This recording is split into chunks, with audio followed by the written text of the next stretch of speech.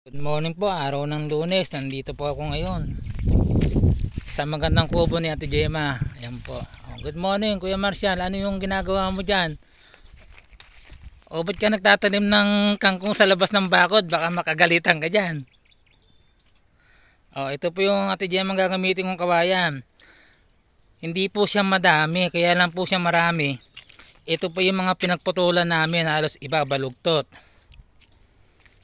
Ito yung gagamitin namin sa kusina. 10 piraso na lang po yan, yung mahahaba na yan. Yung iba dyan halos baluktot po. Gawan na lang po ng paraan para sa pamakuha ng yero. Sobrang lalaki.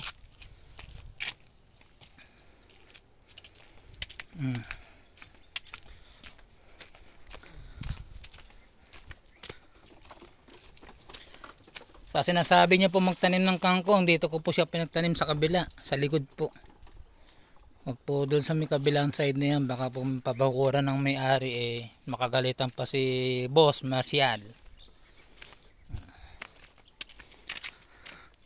Nandito na po ako sa maganda niyong kubo. Ito yung poso nyo. Pasisilip ko rin po yung baby nyo po, ang lalaki na. Ayan, pag dumami po yan, bigyan nyo ako kahit ng 2 pares. At makapag-alaga rin ng bibi. Joke lang po.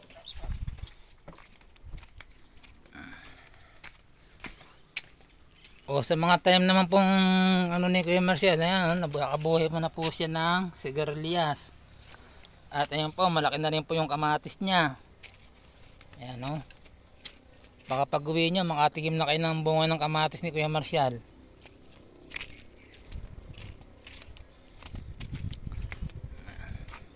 Sige po, kami igagawa na. Good morning mga ka-idol.